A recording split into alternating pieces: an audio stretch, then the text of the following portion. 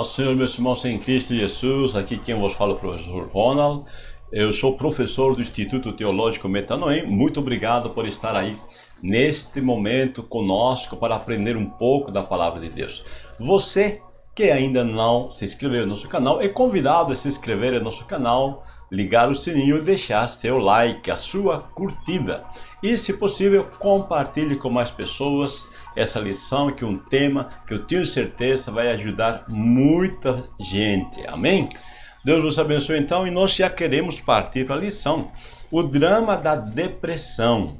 Olha só que tema, o drama da depressão, esse tema que realmente é um tema que precisa ser tratado com certa urgência.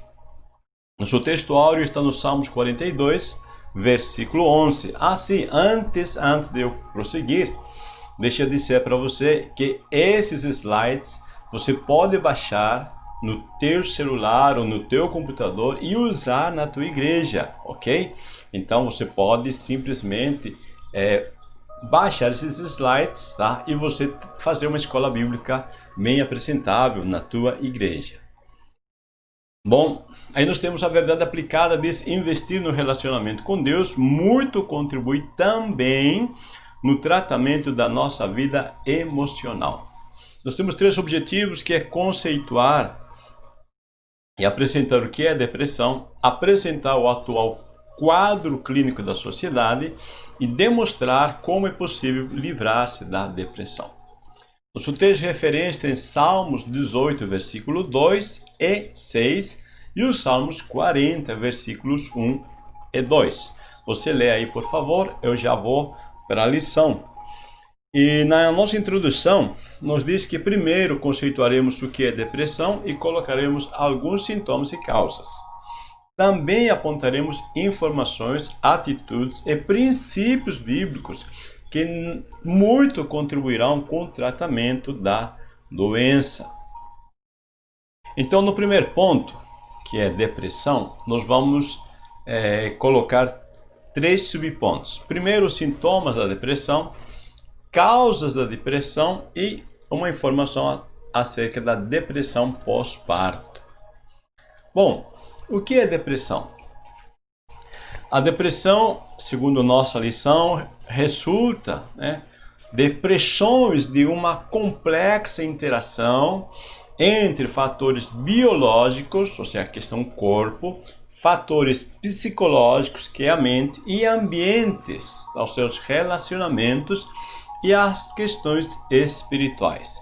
Veja que é muito importante você entender isto. A depressão resulta de depressões de vários fatores, tá? Então, a depressão você não pode olhar somente como uma causa da depressão, um fator. Nós podemos ter fator biológico, tá? Psicológico, ambiental e espiritual, tá? Então, você vai ter que analisar todos os fatores, tá? Para que você possa ter uma boa, vamos dizer assim, uma boa visão, tá, dessa depressão. Os sintomas vão de manifestações leves a delírios psicóticos, incluindo o risco de suicídio. Então, meu irmão, minha irmã, é muito importante a gente entender isso, tá? Às vezes, a pessoa está sofrendo depressão, mas é uma depressão leve. Ou, às vezes, isso pode ir a delírios psicóticos, incluindo o risco de suicídio. Então, existem vários níveis. Claro, a gente tem que cuidar logo, de início, das mais leves, tá? Das mais leves manifestações. Você vai ver, tá, que a depressão, às vezes, tá, é uma questão que uma pessoa fica sem motivação, tá? Ela fica sem motivo de viver, falta vitalidade, tá? Como diz que a depressão não é só uma tristeza, é uma falta de vontade de viver, tá? Falta vitalidade, motivação. Também uma pessoa pode ter pouca concentração e lapsos de memória, tá? Estamos falando de tanto manifestações leves ou delírios, né? A perda de capacidade de ter prazer. A pessoa tinha prazer em alguns atos, fatores tão simples, comuns, e essa pessoa perde o prazer nas coisas simples, perca de apetite, vontade de falar com alguém, né? E tudo parece um peso, um fardo, tá? Aí são alguns sintomas da depressão. As causas da depressão. Falecimento do ente querido pode provocar, tá, depressão. Tá? A tristeza tem uma medida de tristeza que é normal. Tá? Um parente faleceu, a pessoa ficou triste, há uma questão de quantidade, vamos dizer, só é normal ficar triste. Mas quando é uma tristeza permanente, que dura muito tempo, aí é perigoso. Também o desemprego ou perda de status na vida profissional pode provocar depressão. Tá? O término de um relacionamento íntimo, né? Um namoro, ou um divórcio, tá? Ou outros tipos de relacionamentos íntimos, tá? Pode provocar depressão, sim. Ou o abandono, a rejeição, tá? Pensamento ou uma frase ativam uma memória de dor. Veja, todos estes pontos que a gente está colocando aqui, é muito importante você pensar que cada pessoa, cada indivíduo recebe, tá, estes fatores de uma forma de impacto diferenciada. Então, cada um, né, quando eu recebo o impacto, tá, vamos dizer que todos eles recebem um impacto forte, mas esse forte, tá, vai ter uma reação na pessoa diferente, porque cada um tem uma estrutura. Então, vamos colocar assim, tá? Se alguém bate um murro, né, a 30 km por hora numa criança, é um problema. No adulto, é outro problema, o impacto. Você percebe que estou falando fisicamente isso? Tá? O poder do impacto foi o mesmo, mas a estrutura da pessoa foi diferente. Então, a reação, tá? Quando tem um impacto, a reação que a pessoa tem é que faz a diferença. Se a pessoa tem uma estrutura, tá, firme, o impacto que vem é diferente. No momento do impacto existe reação diferente. Então, o que vai fazer a diferença aqui não é tanto a causa, mas sim a reação da pessoa. Aqui nós temos um caso da depressão pós-parto. Esta depressão tem início 4 semanas após o parto e ocorre com variações de humor e preocupações exageradas com o bebê ou desinteresse completo. Você tem opostos, né? Ou tem uma preocupação exagerada ou tem um desinteresse completo. Isso pode ser um sinal de depressão pós-parto. Tá? Lembro que estou dizendo que pode ser um sinal. Cada pessoa a gente tem que saber conhecer o todo da pessoa. As causas podem ser, veja, alteração biológica, quando a mulher, né, tem seu bebê ou durante o processo de gestação, ela pode ter queda de hormônios como o estrógeno e a progesterona. Estes hormônios, né, e outros, tá, que tem dentro do complexo do corpo da mulher, tá, podem provocar, sim, essas questões biológicas podem provocar a depressão.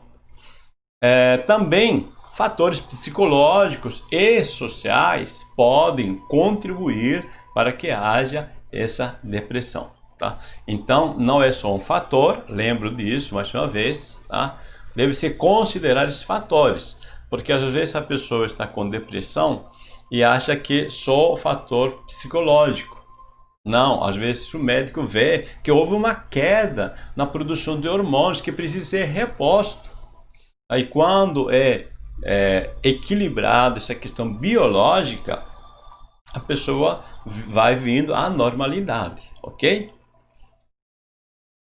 Um quadro clínico da sociedade, causas externas, a causa fundamental, decepção e desesperança. Em Romanos 1, versículos 21 ao 25, o apóstolo Paulo nos dá um panorama do quadro clínico da sociedade sem Deus. A troca do certo pelo errado e do moral pelo imoral dominou a sociedade. Então nós vemos hoje que dentro desse ponto, tá, que lamentavelmente,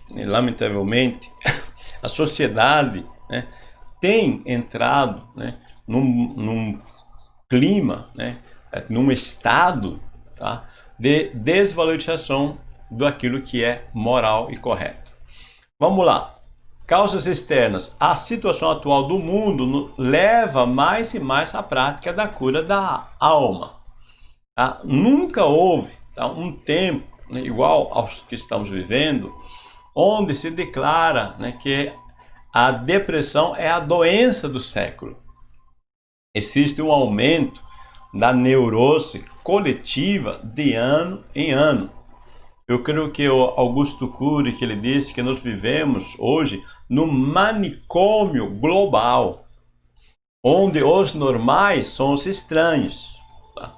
Então, fatores, né? Existem fatores externos, e esses fatores externos somam para que a pessoa crie a sua depressão. Olha o que estou dizendo, tá? Escuta bem, a pessoa cria a sua depressão. Tem a agitação humana, do esgotamento da própria pessoa, tá? Tem seu regime competitivo que a sociedade coloca, você tem que ser, né, melhor que o outro, entre aspas, a sociedade coloca isso. Se você não for melhor que outro profissional, você fica fora do mercado. Tá? Isso, estamos falando de fatores externos, tá? A violência e outros tipos de depressões. É interessante aqui, quando eu coloquei que a pessoa cria a sua depressão, é porque, lamentavelmente, se a pessoa não sabe ver estes contextos externos, ele cria a sua depressão de fato. Mas, eu vou dar um exemplo só aqui. Se a pessoa olha, por exemplo, essa questão de competitividade, né? A pessoa, ou a sociedade, aliás, diz que você tem que ser um profissional competente dentro da tua área, né, no teu mercado de trabalho, em relação a outra pessoa. Mas essa visão, tá, é extremamente doentia, porque todas as vezes que eu me comparo com alguém, eu estou sujeito a dois fatores negativos. Eu me sentir inferior. Aquela pessoa, quando eu me comparo a ela, pode ser que ela seja melhor do que eu.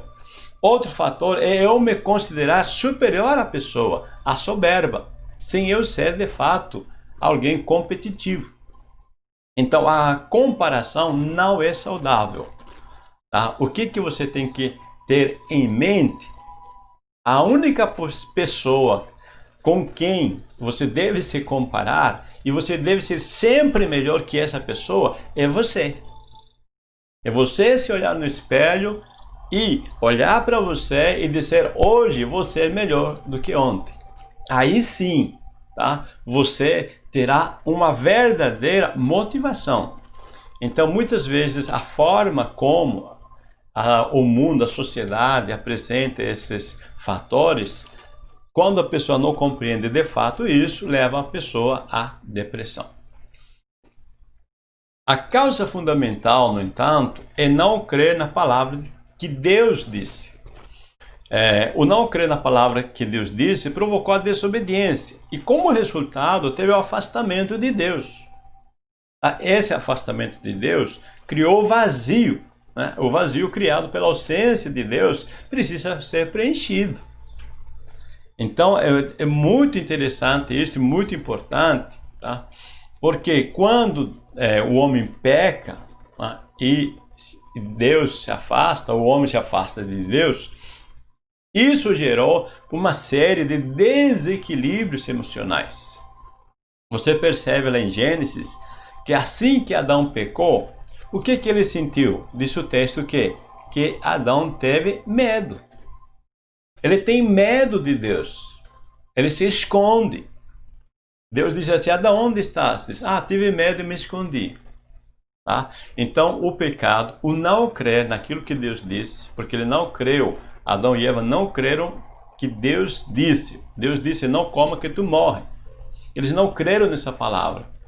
Isso provocou um ato da desobediência, e como resultado, o afastamento de Deus.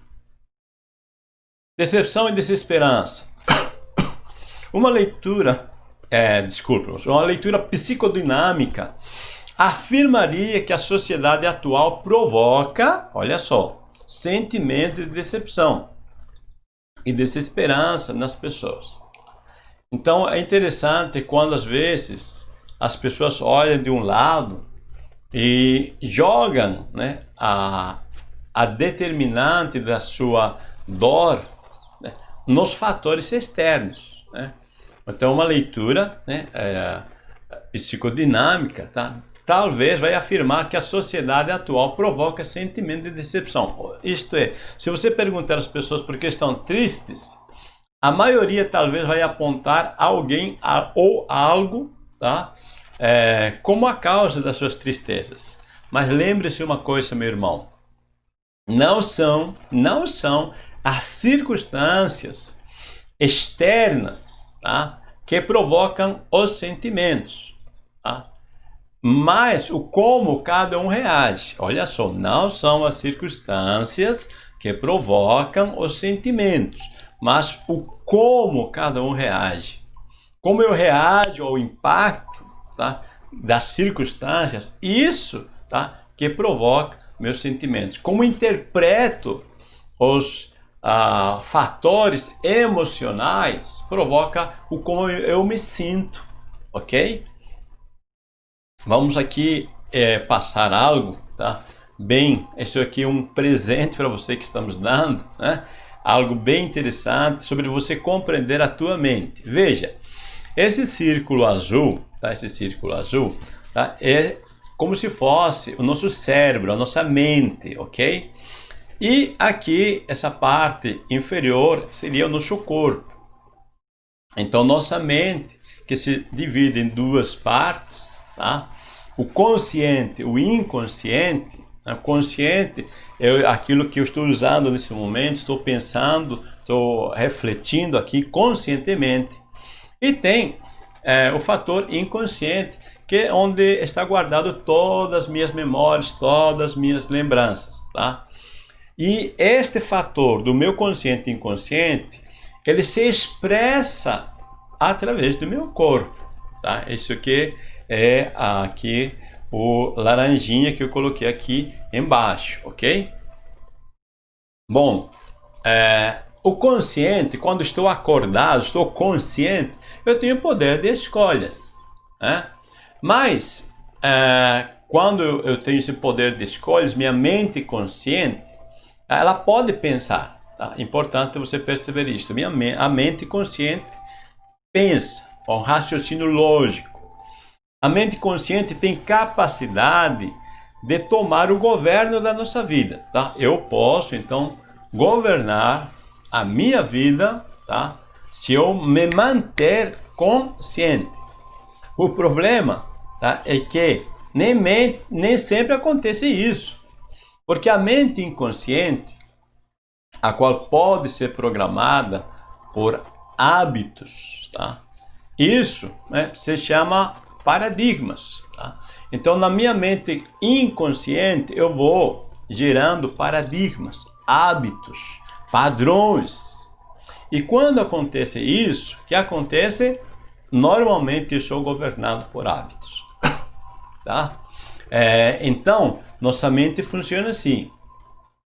Eu posso sim estar conscientemente falando, agindo, ou eu posso ser dominado pelos hábitos, pelos paradigmas que eu mesmo criei ao longo do tempo da minha vida.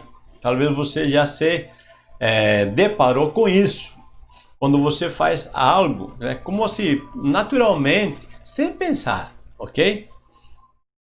Vamos aprofundar aqui um pouquinho então. A mente consciente, ela recebe as informações, tá? Você está recebendo neste momento as minhas informações, tua mente está consciente, ela que está trabalhando, é a parte intelectual, racional, ela pensa, tem poder de escolha, aceita ou rejeita, não tem limites para imaginar, ela tem poder de criar. Então, quando a gente começa a pensar, racionalizar, a gente começa a criar e imaginar um monte de coisas de forma ilimitada, tá? Nossa mente, então, tem esse poder, a mente consciente. Há um grande poder de influenciar no pensar. Então, a forma como eu estou, né, racionalizando, isso influencia na forma de pensar. E usa todos os nossos sentidos naturais. Se é visão, audição, tato, olfato, tá? O paladar, tá? Todos os 5 sentidos são usados pela mente consciente. Então, esse aqui é a nossa mente consciente. Alguns dos fatores, tá? Claro que tem mais. Agora, vendo a mente subconsciente e inconsciente, aqui nos dividimos, tá? De acordo com Freud, em subconsciente e inconsciente. Tá? Eu tenho minha mente, é como se fosse aqui, você vai entender, como se fosse as águas do mar. Tá? Então você tem um nível por cima, onde estaria o barquinho, que seria a mente consciente, a parte visível. E quando está abaixo do nível, logo após abaixo do nível, é subconsciente. Subconsciente é uma memória que você começa a pensar, deixa eu ver qual é o número do telefone mesmo de fulano, aí você rapidamente, né, você traz essa memória, tá? Isso é subconsciente, está bem abaixo do consciente. Já o inconsciente é uma memória bem profunda, que normalmente nós não lembramos, tá? Se não for, tá, intencionalmente buscado, aprofundado. É como mergulhar, tá, numa profundidade do mar até achar aquilo que você quer. Tá? Então isso se chama inconsciente. Bom, a nossa mente subconsciente e inconsciente, que é a parte que está debaixo do racional, ela é emocional. Tá? Seleciona as informações em prioridades conforme o nível emocional. Então, quando do meu racional desce para o subconsciente e inconsciente, aí ela vai selecionando o que vai se lembrar, o que não vai se lembrar, enfatizando o nível emocional. Ela cria seus paradigmas. Tá? Então ele vai criando conceitos, valores, paradigmas, lentes de interpretação. Não tem capacidade de escolher, só vai arquivando. Olha só, quando eu digo que não tem capacidade de escolher, eu estou dizendo que ele não está pensando se aquilo é bom ou mal simplesmente, tá? Porque as prioridades dele em questão nível emocional. Quando o impacto emocional é elevado, mesmo que seja uma lembrança negativa, ele vai arquivar, tá? Como algo que é necessário lembrar, porque a escolha dele não é se não, isso aqui é bom, isso aqui é mal. Não. Tá? Ele está escolhendo por nível emocional. Por isso que eu coloquei aqui que não tem capacidade de escolher. Ele só vai arquivando conforme o nível emocional. Não pensa nem imagina. Né? Então, o subconsciente e inconsciente, ele não pensa, tá? Porque quem pensa é o racional. Tá? A mente consciente, tá? Ela pensa. Né? O inconsciente não, simplesmente ele vai arquivando, tá? Essas emoções. Ele não diferencia o que é real, tá? Entre o que é real, o concreto, e o virtual. É engraçado, né? Você já deve ter se pego nisso, tá? Que quando você começa a lembrar de uma questão bem antiga, mas que é muito feliz, você começa a se alegrar. Por quê? Porque tua mente inconsciente ou subconsciente, tá, que trouxe essa lembrança, tá, faz que teu cérebro viva de novo, faz que você viva de novo esse momento virtual agora, que não é mais real, é só uma lembrança, mas você vive como se fosse real, ok?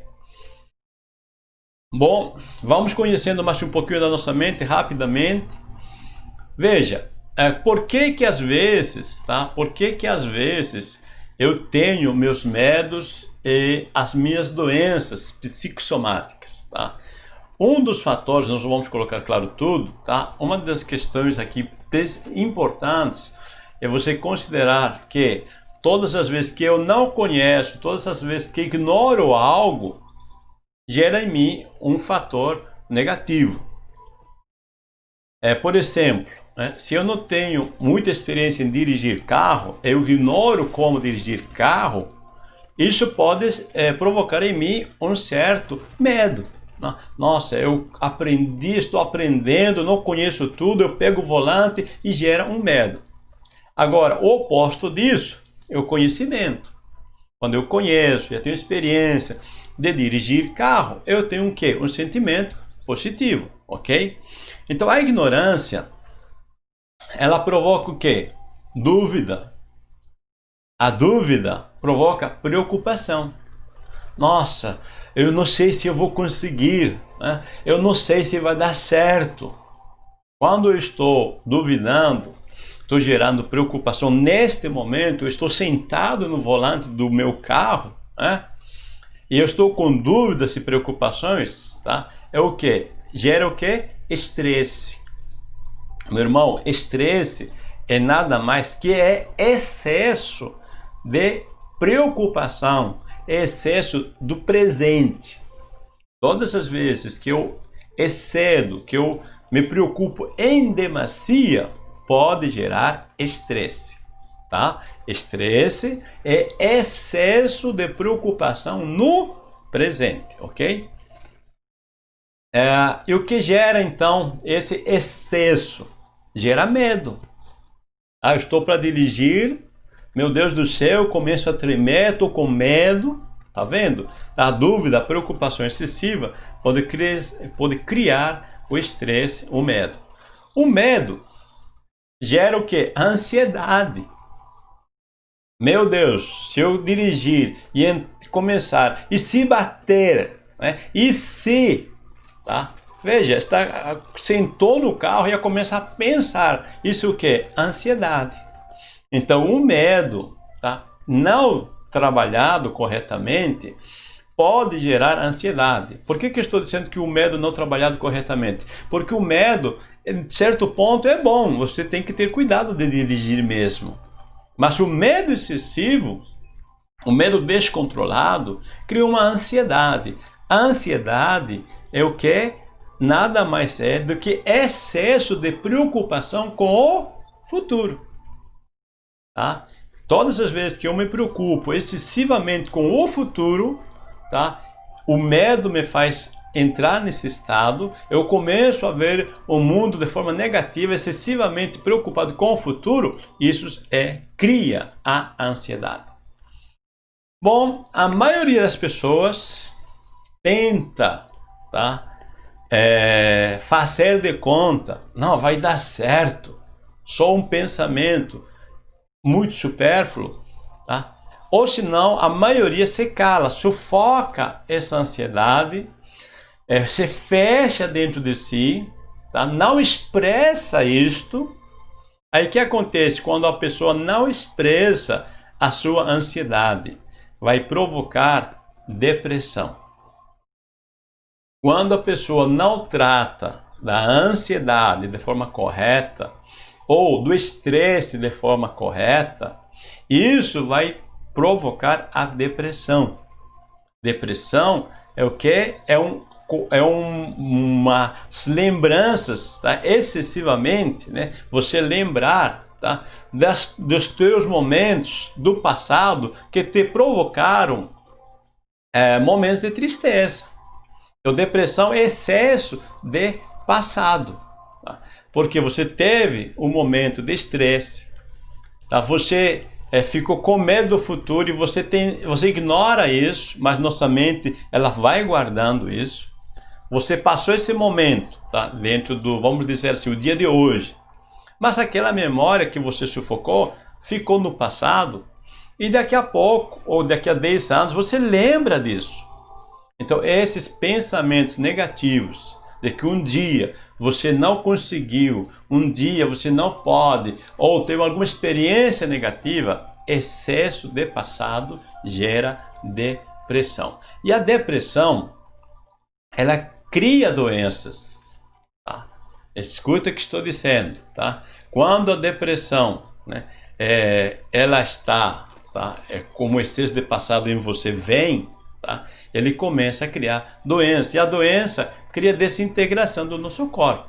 Né? A pessoa começa a morrer. Como disse um certo autor, nós não morremos, na verdade, nos matamos, tá? Por como nos reagimos diante das circunstâncias.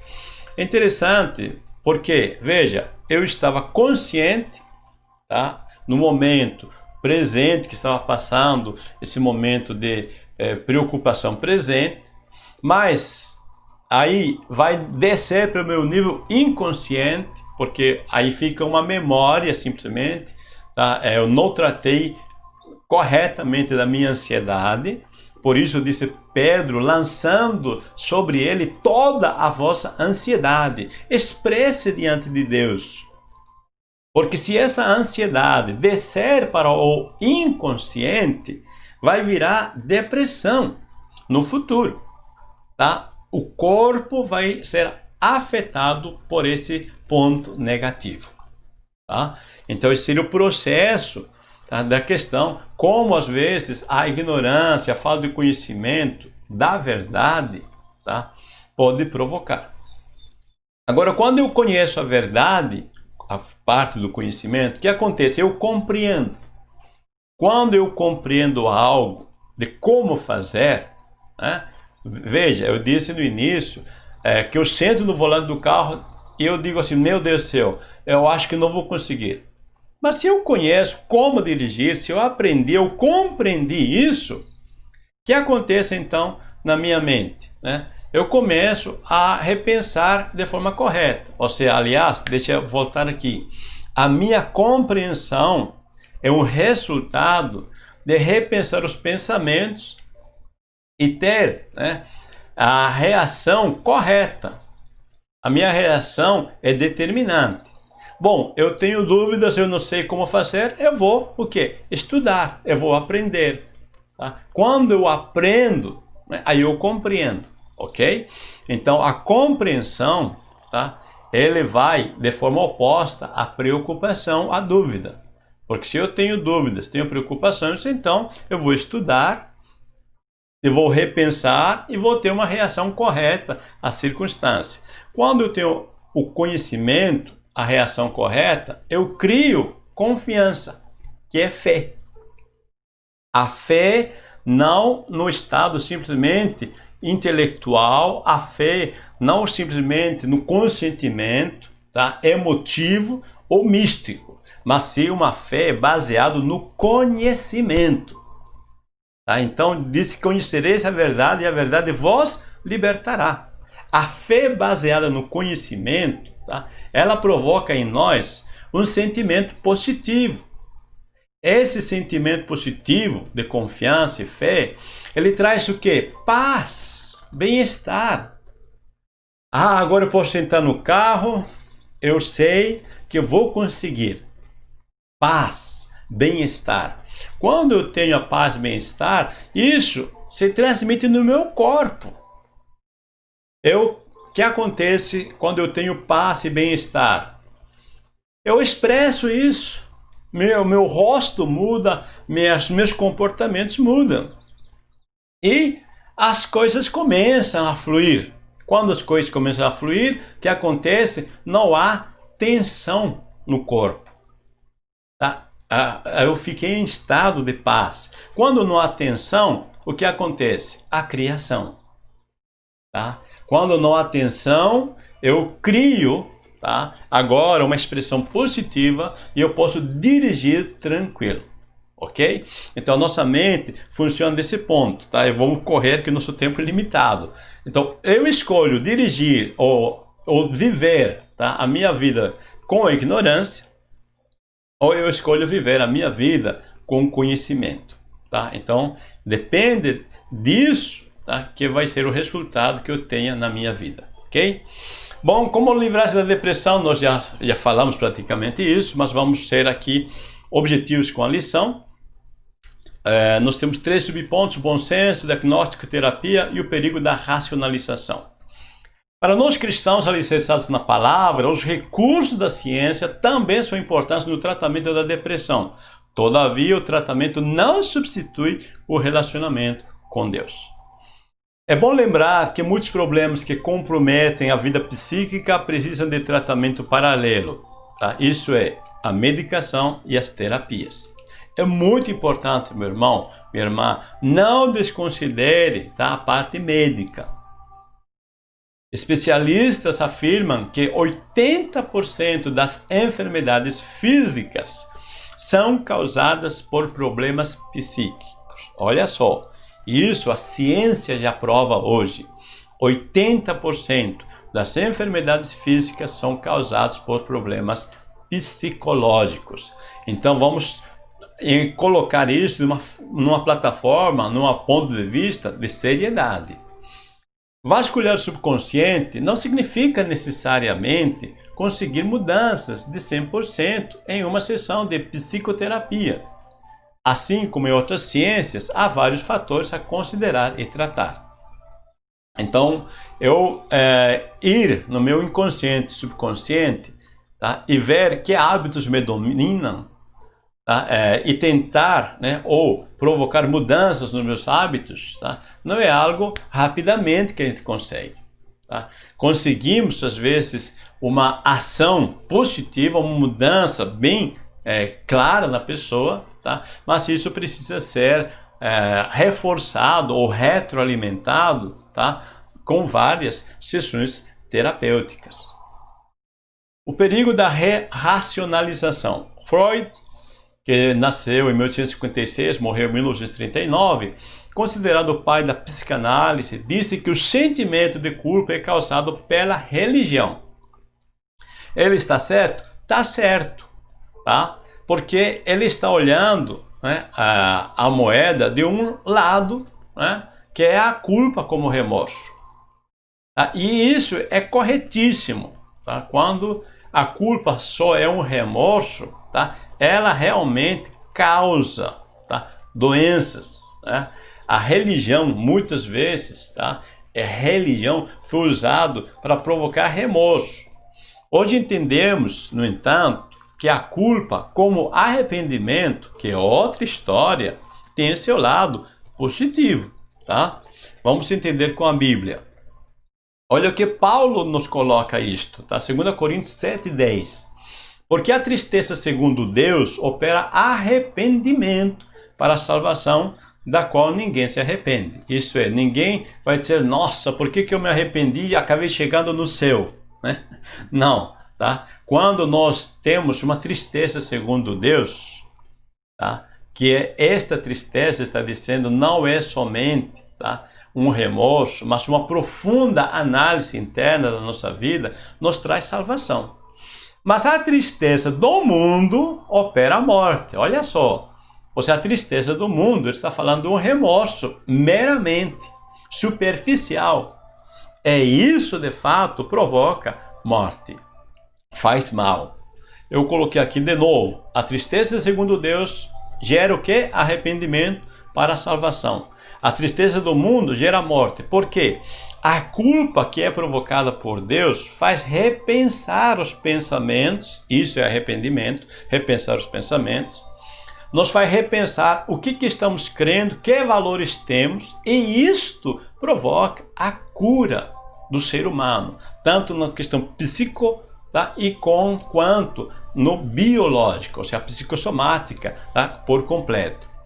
A culpa, segundo o mundo, que é o remorso, tá, é o remorso que se expressa em acusação de si. Olha só. A culpa, quando a pessoa fica se culpando simplesmente, nossa, eu que não presto, eu que, né? E fica só se culpando, sem analisar as suas crenças, seus valores, isso mata as pessoas, isso faz muito mal. Tá? E o Freud, ele está certo quando diz que a culpa, né, é uma expressão de acusação a si, tá, isso vai provocar morte. E a Bíblia diz isso, tá? Agora, esse remorso, né?